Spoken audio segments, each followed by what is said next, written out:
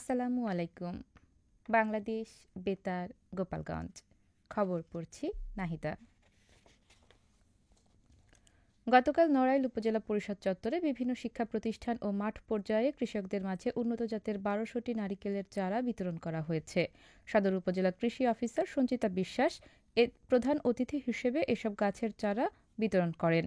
সদর উপজেলা কৃষি অফিসার মোহাম্মদ রোকনউজ্জামানের সভাপতিত্বে সদর উপজেলার কৃষি বিভাগের বিভিন্ন পর্যায়ের কর্মকর্তা, সরকারি বেসরকারি শিক্ষা প্রতিষ্ঠানের শিক্ষক শিক্ষার্থী সহ কৃষকেরা এ সময় উপস্থিত ছিলেন।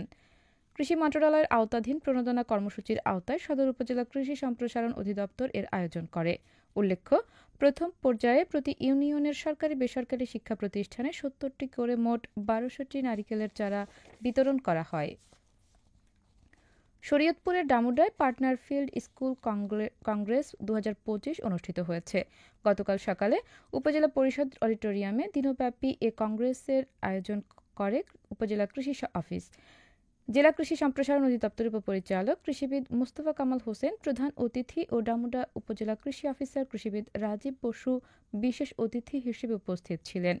উপসহকারী কৃষি কর্মকর্তা মোহাম্মদ রুবেল সরদারের সঞ্চালনা ও উপজেলা নির্বাহী কর্মকর্তা নাসরিন বেগম সেতুর সভাপতিত্বে উপজেলা সমাজসেবা কর্মকর্তা মোহাম্মদ ওবায়দুর রহমান, মহিলা বিষয়ক কর্মকর্তা ফাতেমা নাহিয়ান সহ সংশ্লিষ্টরা এ সময় উপস্থিত ছিলেন। দিনব্যাপী এ আয়োজনে কৃষকদের মাঝে আধুনিক কৃষি প্রযুক্তি, জৈব পদ্ধতিতে উৎপাদন ও পরিবেশ বান্ধব চাষাবাদের গুরুত্ব তুলে ধরা হয়।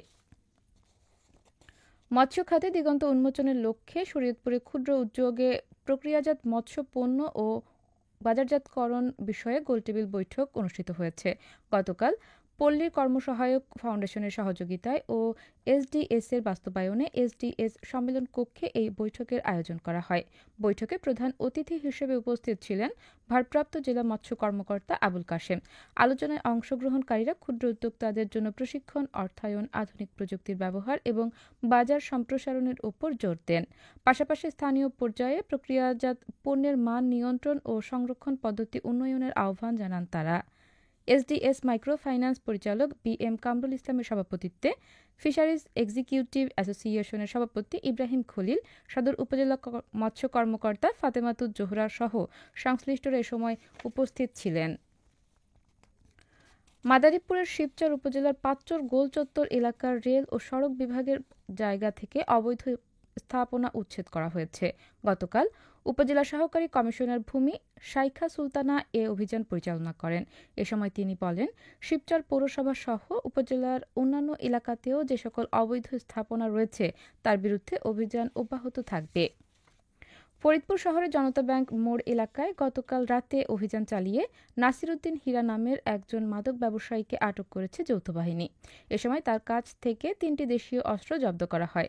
পরে তাকে মাদক ও অস্ত্রসহ ফরিদপুর কোতোয়ালি থানা পুলিশের কাছে হস্তান্তর করা হয়েছে। এ বিষয়ে আইনানুগ প্রক্রিয়া চলমান রয়েছে। এদিকে গতকাল মাদারীপুরের পুরানবাজার এলাকা থেকে ফেন্সিডিল সহ এক মাদক ব্যবসায়ীকে গ্রেপ্তার করেছে র্যাব-৮। র্যাব-৮ এর একটি দল গোপন সংবাদের ভিত্তিতে অভিযান চালিয়ে তাকে ফেন্সিডিল সহ আটক করে। এ সময় তার কাছে বিপুল পরিমাণ মাদকদ্রব্য জব্দ করা হয়। তার বিরুদ্ধে মাদারীপুর সদর থানায় মাদকদ্রব্য নিয়ন্ত্রণে আইনে মামলা দায়ের করা হয়েছে। মাদারীপুরের রাজৈর উপজেলার ত্রিমুখী সড়ক দুর্ঘটনায় এক নসিমন চালক নিহত হয়েছেন। গতকাল বিকেলে ঢাকা-বরিশাল মহাসড়কের রাজৈরের কালীবাড়ি মোড়ে এ দুর্ঘটনা ঘটে। পুলিশ জানায়, নসিমনটি রাজৈর বাস স্ট্যান্ডের দিকে যাওয়ার পথে বরিশালগামী ইমরান পরিবহনের একটি যাত্রীবাহী বাস নসিমনটিকে ধাক্কা দেয়। এতে নসিমনটি ছিটকে গিয়ে রাস্তার পাশে দাঁড়িয়ে থাকা একটি অ্যাম্বুলেন্সের পেছনে ধাক্কা খায়।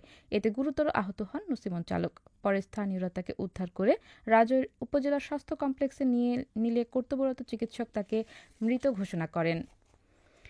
এদিকে মাদারীপুরের শিবচরে ঢাকা-ভাঙ্গা এক্সপ্রেসওয়েতে বাস ও কাভার্ড ভ্যানের সংঘর্ষে অন্তত ১০ জন আহত হয়েছেন। গতকাল দুপুর ১:৩০টার দিকে উপজেলার দৌলতপুর এলাকায় এ দুর্ঘটনা ঘটে। পুলিশ জানায়, গোপালগঞ্জ থেকে ঢাকাগামী টুঙ্গিপাড়া এক্সপ্রেসের একটি যাত্রীবাহী বাস কাভার্ড ভ্যানকে পেছন থেকে ধাক্কা দেয়।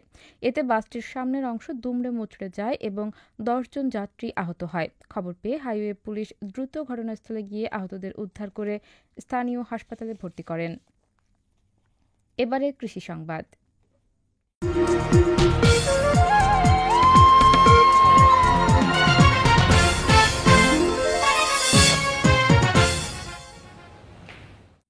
গোপালগঞ্জে খরিফ ১ মৌসুমে ৯০ মেট্রিক টন মরিচ উৎপাদনের লক্ষ্যমাত্রা নির্ধারণ করা হয়েছে। জেলা কৃষি অফিস জানিয়েছে, লক্ষ্যমাত্রা অর্জনে জেলায় এবছর ৪৫ হেক্টর জমিতে মরিচ চাষ করা হয়েছে। এদিকে মরিচ চাষে কৃষি সম্প্রসারণ অধিদপ্তর কৃষকদের মাঝে বীজ, সার, কীটনাশক সহ কৃষি উপকরণ সরবরাহ করেছে। এছাড়া বাংলাদেশ কৃষি ব্যাংক সহ অন্যান্য বাণিজ্যিক ব্যাংক কৃষকদের মাঝে প্রয়োজনীয় কৃষি ঋণ প্রদান করেছে। সবশেষে আবহাওয়া।